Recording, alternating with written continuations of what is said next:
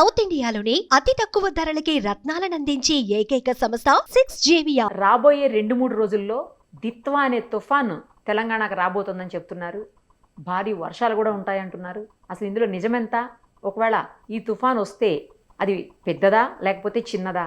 పెద్ద వర్షం వస్తుందా, చిన్న వర్షం వస్తుందా, గాలులతో కూడిందా, నార్మల్గా ఉంటుందా? అన్ని డీటెయిల్డ్గా మనం మెట్ డిపార్ట్మెంట్ నుంచి ఆఫీసర్ ఉన్నారు శ్రీనివాస్ గారు, ఆయన అడిగి తెలుసుకున్నాం. సార్ నమస్తే అండి. నమస్కారం అండి.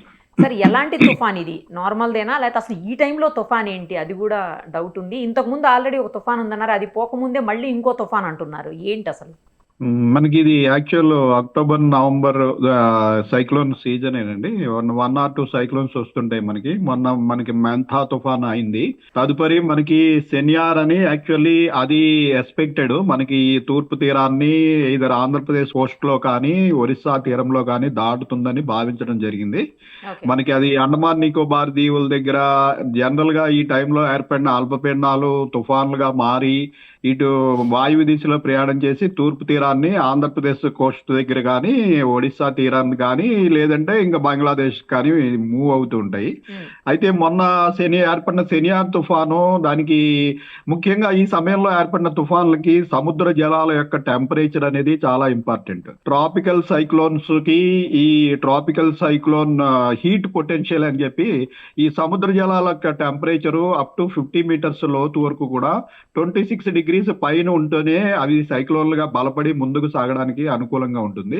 26 degrees ఈ అనుకూలమైన వాతావరణం మొన్న చూసినట్టయితే ఈ సెనియార్ తుఫాన్కి మనకి అండమాన్ నికోబార్లకి దిగువగా ఉన్న ప్రాంతంలో చాలా అనుకూలంగా ఉన్నప్పటికీ అది పైకి పోవడానికి పెద్దగా అనుకూల పరిస్థితులు లేనందువల్ల ఇంచుమించు 4-5 రోజులు అదే ప్రాంతంలో అది స్టేషనరీగా ఉండిపోయిన తర్వాత పైన మళ్ళీ ఇంకా అంత అనుకూల పరిస్థితులు లేకపోవడంతో అది దగ్గరలో ఉన్న మలేషియా దేశం దగ్గర తీరాన్ని దాటిపోయి ఈ రోజుకి బలహీనపడి అది వాయుగుండంగా కూడా మారిపోయింది. ఇంకా అది మళ్ళీ తూర్పు తీరానికి వచ్చే అవకాశం కనపడటం లేదు.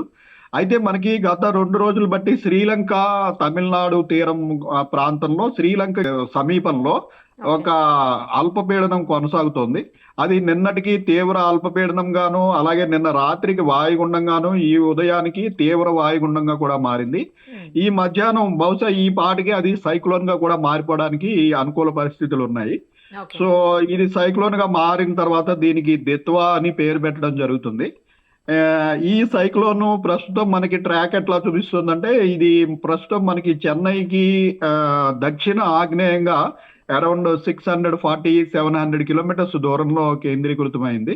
ఇది మనకి ఉత్తర వాయువ్య దిశలో అంటే పైకి మూవ్ అవుతూ మనకి తమిళనాడు కోస్ట్ని ఆనుకుని నెక్స్ట్ మనకి సౌత్ ఆంధ్ర కోస్ట్ని ఆనుకుని మూవ్ అయ్యే అవకాశం ఉంటుంది.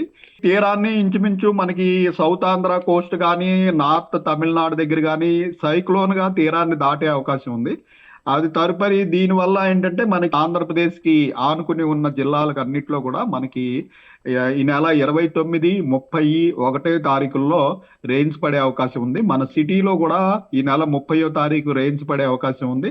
ఈ దక్షిణ తెలంగాణలోని జిల్లాల్లో చూసుకున్నట్టయితే మనకి ఇటు భద్రాద్రి కొత్తగూడెం, ఖమ్మం, నల్గొండ, సూర్యాపేట, మహబూబాబాద్, ఇటు నాగర్ కర్నూలు, మన సిటీలోని 3 జిల్లాలు. ఈ నాగర్ కర్నూలు ఇక్కడ వరకు అయితే భారీ వర్షాలకు కూడా అవకాశం ఉంది. మన సిటీలో మోడరేట్ రైన్స్ ఎక్స్పెక్ట్ చేస్తున్నాం ప్రస్తుతం. దీని గమనాన్ని బట్టి ఇంటెన్సిటీని బట్టి మనం మళ్ళీ రివ్యూ చేయడం జరుగుతుంది. ఇది కొంచెం పైకి వచ్చిన తర్వాత తీవ్రత ఎక్కువగా ఉంటే మళ్ళీ మనం వార్నింగ్స్ యాజ్ ఆఫ్ నో మనం ఈ రోజు చూసుకున్నట్టయితే 30వ తారీఖుకి ఒక 5-6 జిల్లాలకి దక్షిణ తెలంగాణలోని జిల్లాలకి హెవీ రెయిన్ఫాల్ అలర్ట్ పెట్టడం జరిగింది. మన సిటీలో మోడరేట్ రెయిన్ వరకు 30వ తారీఖు రెయిన్ అలర్ట్ పెట్టాము. ఇది మరి కొంచెం పైకి వచ్చిన తర్వాత రేపు ఎల్లుండి మరికొంత రివ్యూ చేసి దీని ఇంటెన్సిటీ మరికొంత ఎక్కువ ఉంటుందా తక్కువ ఉంటుందా అన్నది మనం డిసైడ్ చేయడం జరుగుతుంది. ఈదురుగాలుల పరిస్థితి ఏంటి సార్? అంటే జనరల్ గా తుఫాన్ అంటే ఈదురుగాలులు ఉంటాయి అంటారు కదా, అవి కూడా ఏమైనా ఉండే అవకాశం ఉందా? జిల్లాల్లో ఎక్కడ ఎక్కువ అవకాశం ఉంది? తర్వాత హైదరాబాద్ పరిస్థితి ఏంటి ఈదురుగాలుల విషయం? ఈ ఈదురుగాలు తుఫాన్ గా తీరాన్ని దాటినప్పుడు జనరల్ గా మనకి 80-90 కిలోమీటర్ల వరకు కూడా ఈదురుగాలు ఉండే అవకాశం ఉంటుంది. అయితే మనం ఒక స్టేట్ పైన ఉంటాం కాబట్టి మనం land locked state direct Coast Coast లో లేము కాబట్టి ఓకే ఇది పైకి వచ్చి మనకి తెలంగాణలోకి ప్రవేశించినా లేకపోతే తెలంగాణకు ఆనుకుని పోయినా మా ఇంటెన్సిటీ అనేది విండ్ ఇంటెన్సిటీ అనేది అప్పటికి కొంచెం తగ్గుతుంది.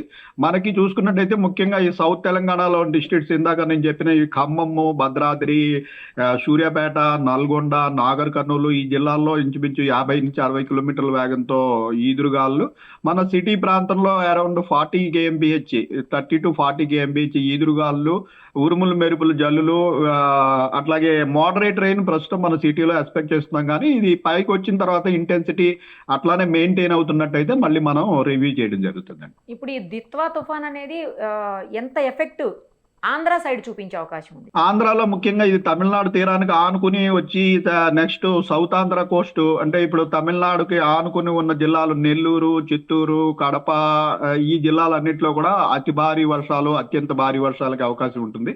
అక్కడ ఈ ఈదురుగాలు కూడా ఎక్కువ ఉంటాయి. ఫర్దర్ గా ఇది ల్యాండ్ ఫాల్ అయిపోయిన తర్వాత ఇద్దరు తెలంగాణ మీదుగా పోవడం కానీ లేదా తెలంగాణకు ఆనుకుని కోస్టల్ ఆంధ్రప్రదేశ్కి ఆనుకుని పోవడం కానీ జరుగుతుంది. సో మనకి కొంత ఇంటెన్సిటీ తక్కువ ఉన్నప్పటికీ మనకు కూడా సౌత్ తెలంగాణలో భారీ వర్షాలకి అవకాశం ఉంది. Right sir, thank you for the updates. Thank you so much. Thank you.